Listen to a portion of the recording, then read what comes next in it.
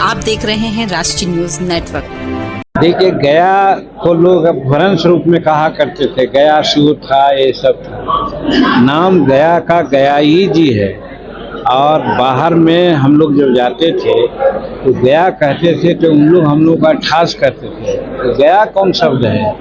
तो गया जी हम लोग जानते हैं। इसी चीज को व्यापक बनाने के लिए बिहार के कैबिनेट में गया जी नाम अधिकृत कर दिया, नोटिफाई कर दिया।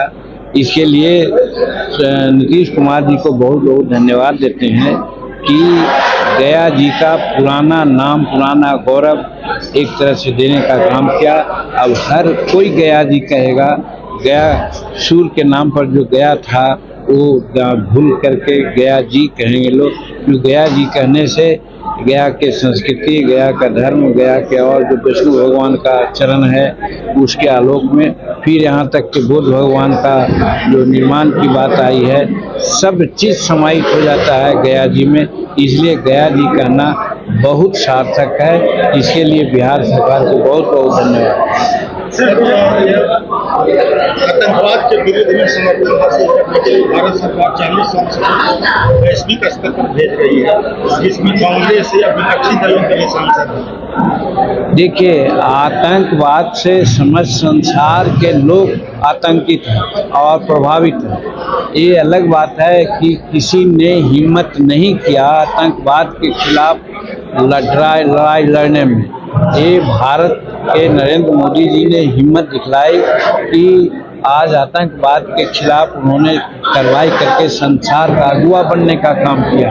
दिखला दिया कि आप लोग नहीं लड़ेंगे तो हम आतंकवाद के खिलाफ लड़ेंगे। दिखला दिया गया। अगर पाकिस्तान के क्षेत्र को कब्जा करने की बात होती तो हम लोग बहुत आगे बढ़ गए थे। आज चाहे पीओ का मामला हो, चाहे पाकिस्तान का लाहौर है, लवारपिंडी है, सब पर अधिकार हमारा हो गया होता। लेकिन नरेंद्र मोदी जी का विस्तारवादी नीति नहीं है। उन्होंने सिर्फ आतंकवाद के खिलाफ बात किया।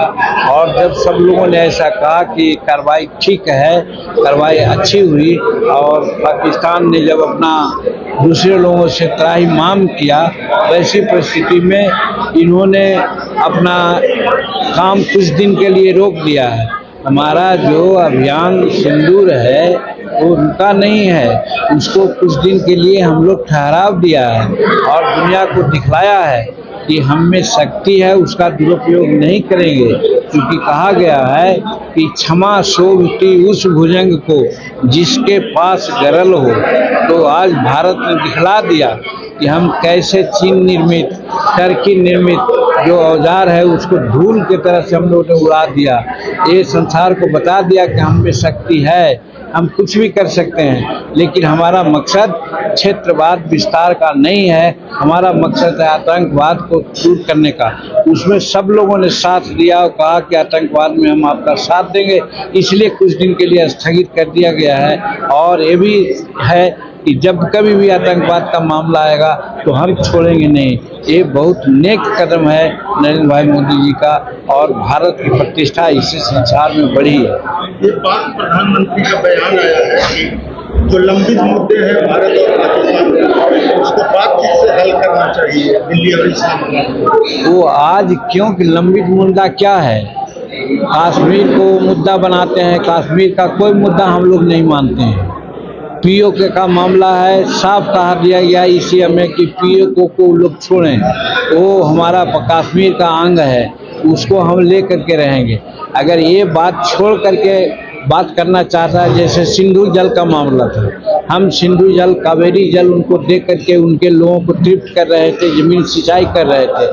आपने जब कुछ दूसरा एटीट्यूड अपनाया तो हम सिंधु जल को, समझौता को हमने तोड़ दिया।